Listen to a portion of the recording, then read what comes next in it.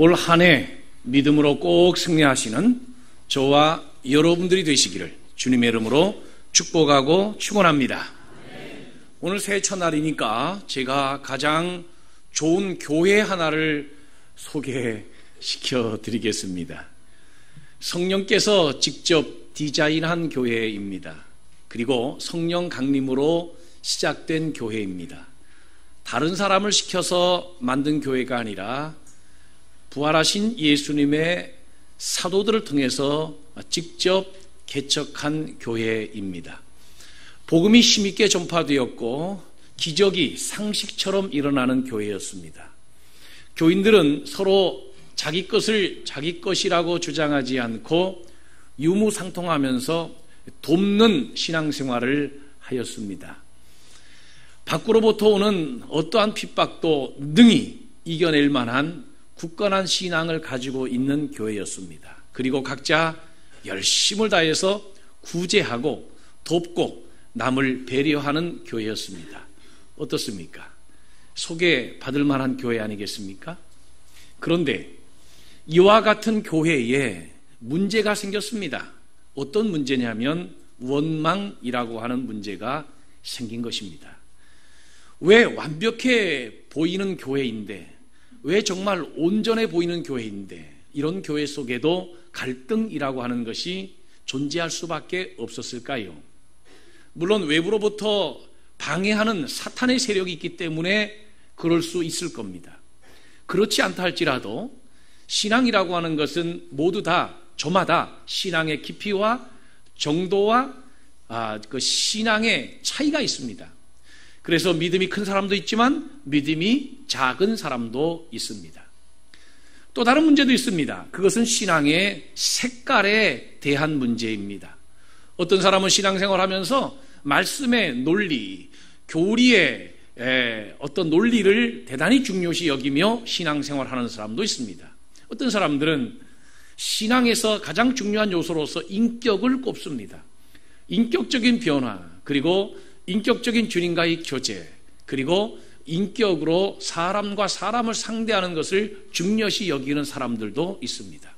뿐만 아니고 어떤 분들은 신앙의 가치에 대해서 충성하고 또 사역하고 열심히 일하고 도전하고 하나님의 거룩한 사역에 참여하는 일을 중요시 여기면서 그것을 신앙의 핵심 가치로서 여기고 신앙생활하는 분들도 계십니다. 물론 지금은 분위기가 달라졌습니다만은 어떤 영적인 체험이나 어떤 종교적인 그 신비적인 데 관심을 갖고 신앙생활하는 분들도 계신 것입니다. 믿음 안에서 영적인 체험, 믿음 안에서 영적인 경험, 그리고 믿음 안에서 이루어지는 그런 여러 가지 놀라운 역사들을 기대하면서 신앙생활하는 분들도 계십니다. 그렇기에 모두 저마다 예수를 믿고 하나님을 경외하고 성령의 은혜를 받으며 살아가더라도 교회 속에, 공동체 속에서는 다 문제가 있을 수밖에 없는 것이지요. 제가 지금 열거한 이 완벽해 보이는 것 같은 이 초대교회도, 예루살렘 교회도 한 가지 문제가 있었습니다. 그것은 교인이 같은 색깔로 이루어진 것이 아니라 크게 두 가지 색깔로 이루어진 교회였기 때문입니다. 하나는 히브리파 유대인들로 구성되어 있는 교회였고, 또 하나는 헬라파 유대인들로 구성된 교회였습니다. 이 둘이 하나가 돼서 한 교회를 이루며 교회 속에서 신앙생활을 했던 것입니다. 히브리파 교인들은 예루살렘에서 태어나서 예루살렘에서 자라고 예루살렘에서 전도받아서 예루살렘에서 그리스도인이 되었습니다.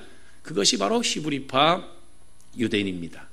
헬라파는요, 각처에 흩어져 살다가 각자의 문화를 가지고 다시 예루살렘으로 돌아와서 예루살렘에서 신앙을 갖게 된 것입니다. 이들이 헬라파 신앙인들입니다.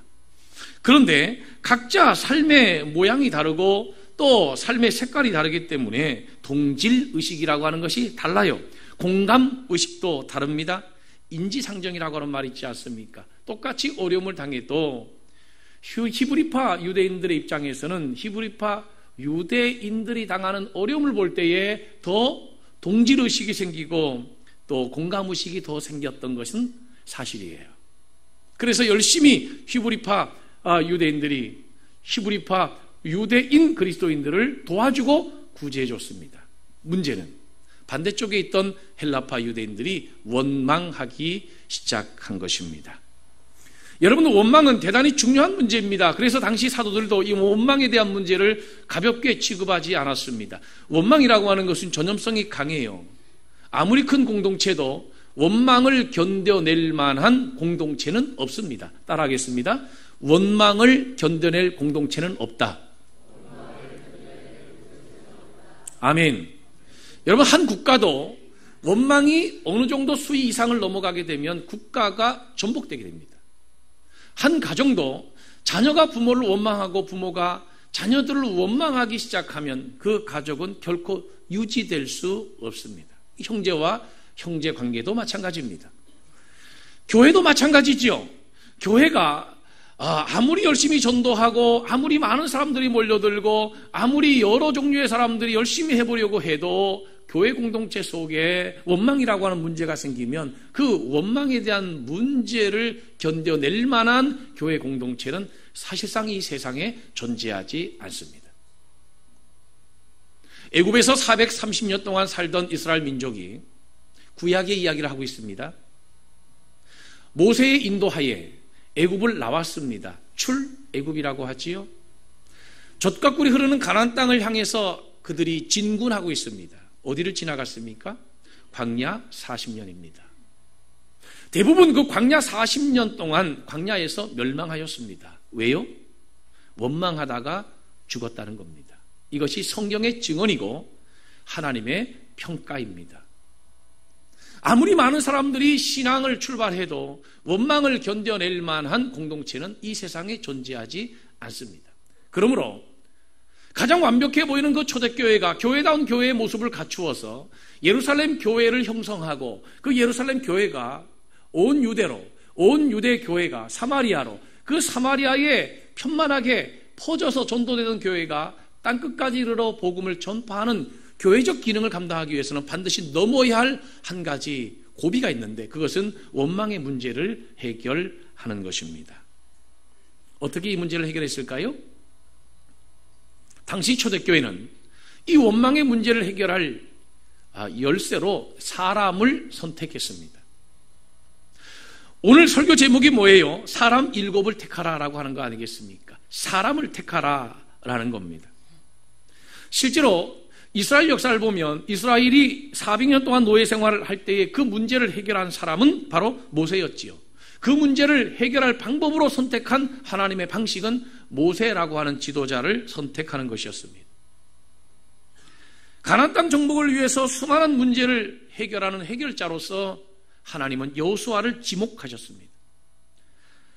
사사시대는 사사들을, 그리고 왕정시대는 다윗을, 그리고 복음시대는 예수께서 문제 해결자가 되셔서 병든 자 고치시고 귀신 들린 자의 귀신을 내어 쫓아주시고 풍랑이는 바다를 잔잔케 해주시고 심지어 죽은 자도 살려내셨습니다. 무엇보다도 인간의 근원적인 고통의 죄 문제를 해결하기 위해서 십자가의 대속의 제물이 되어 주셨습니다. 그 예수님이 세우신 기관이 바로 오늘 우리가 신앙생활하고 있는 이 신앙공동체 교회인 것입니다.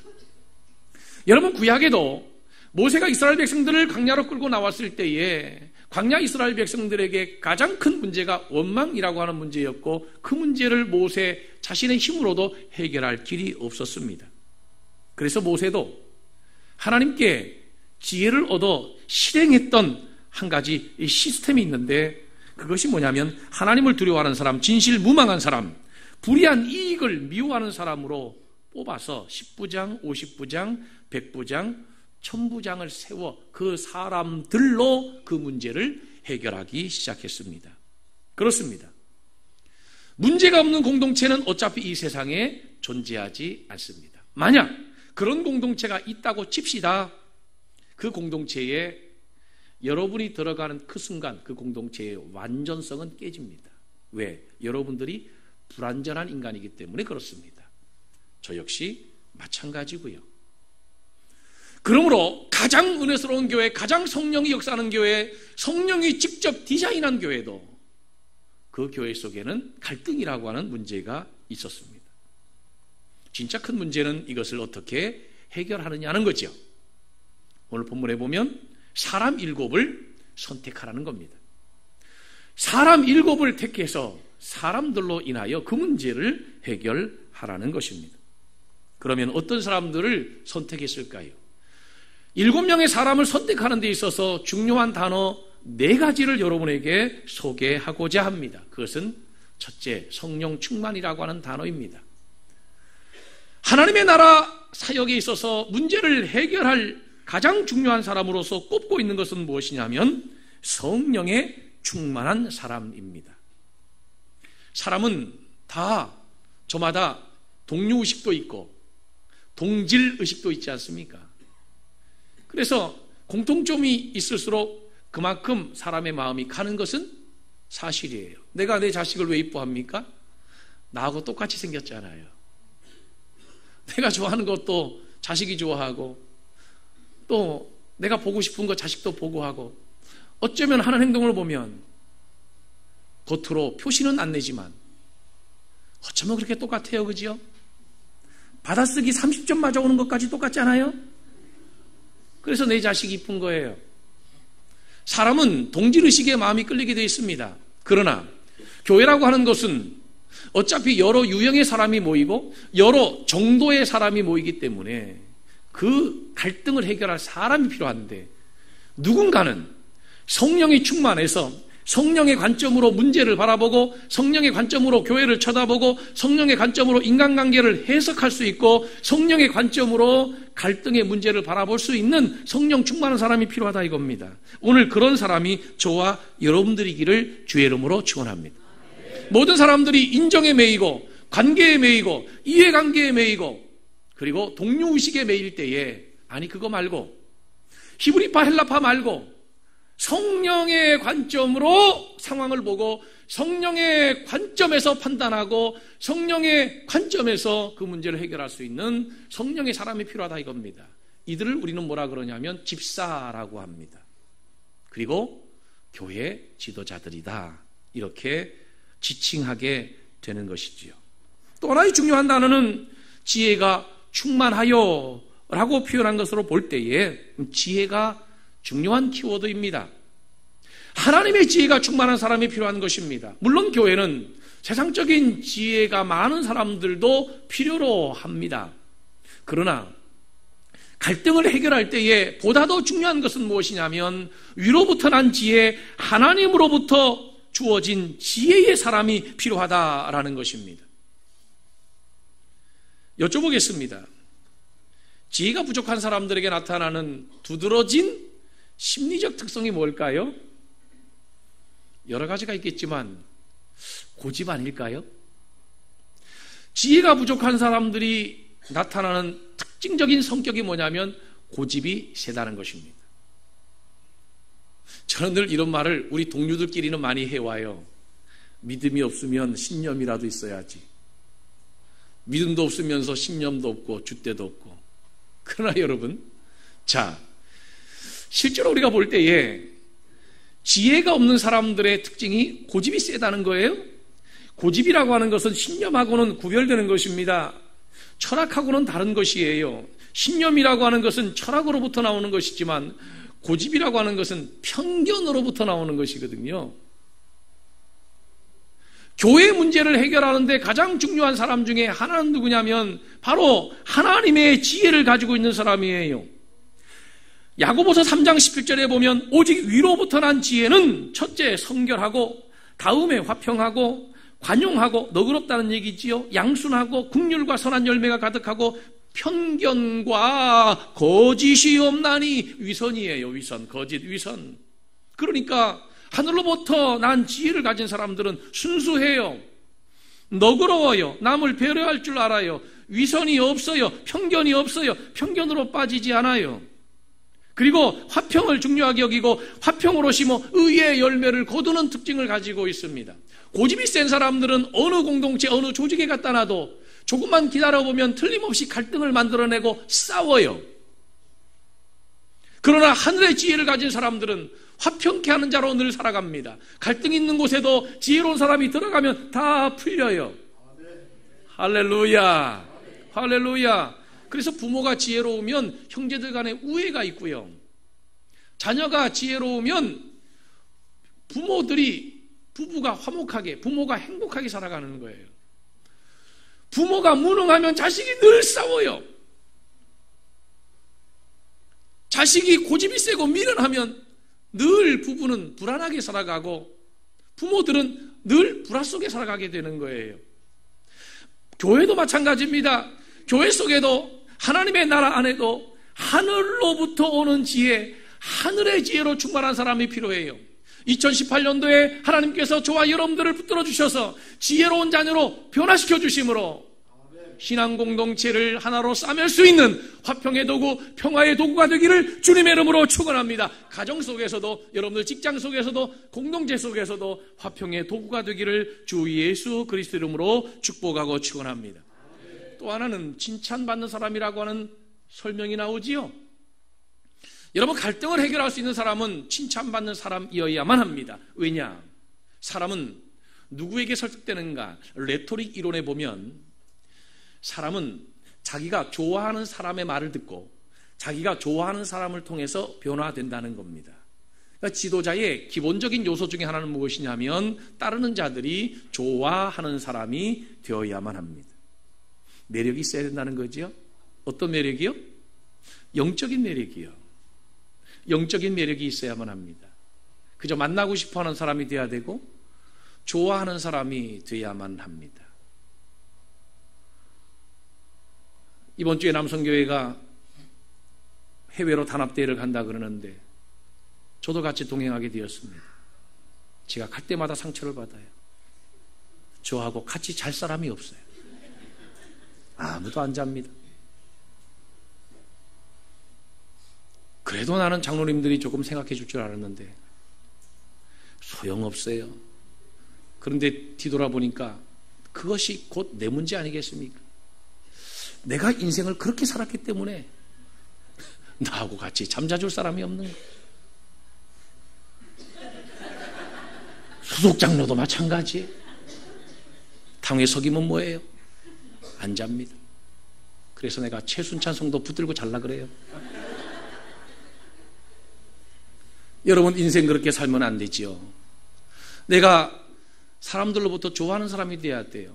우리는 지난주에도 임직자 투표를 하지 않았습니까? 하나님의 일꾼을 세우는데 왜 사람이 뽑냐고요? 여러분, 그것이 초대교회 방식입니다. 아니, 교회 일을 하겠다고 하는 사람들이 교인들에게도 인정받지 못하면서 어떻게 교회 일을 합니까? 그래서 사실 저도요, 늘 그런 생각을 해요. 이거 목사들도 신임 투표해야 된다. 담임 목사들도 신임 투표해야 된다. 매년 할 수는 없지만 그래도 5년에 한 번은 담임 목사도 신임 투표해야 된다. 솔직히 우리 장로님들도 다 신임 투표해야 돼요. 5년에 한 번씩 다시 물어서. 예. 다만 못하는 이유는 떨어질까 봐.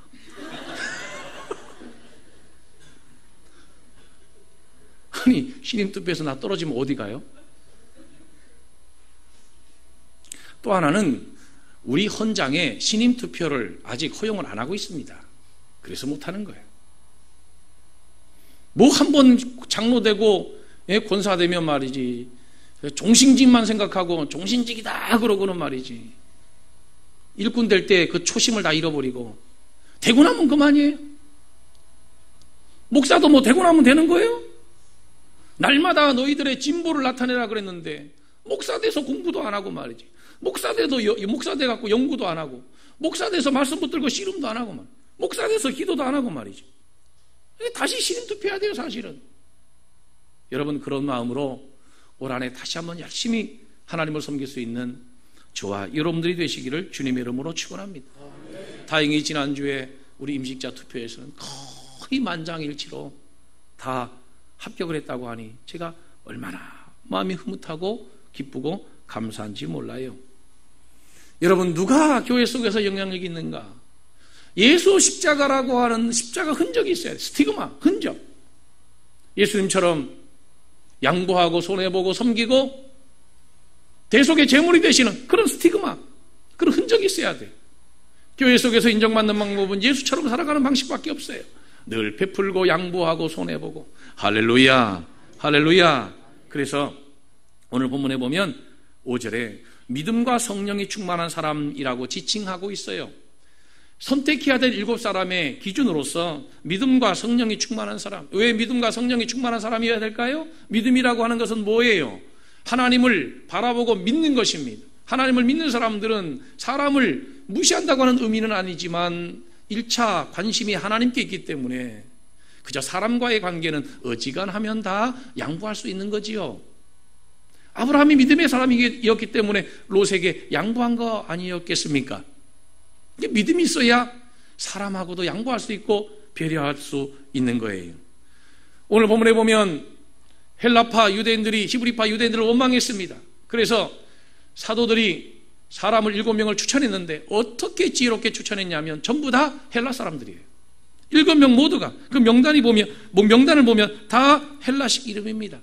7명 집사들의 명단이 다 헬라인들입니다. 스데반, 빌립, 브로고로, 또 나가노르, 디몬, 바메나, 니골라 전부 다 심지어 니골라 같은 사람은 원래 헬라파는 헬라파지만 처음부터 유대인도 아니었어요. 그래서 안디옥 사람 니골라라고 부연 설명이 되어 있습니다.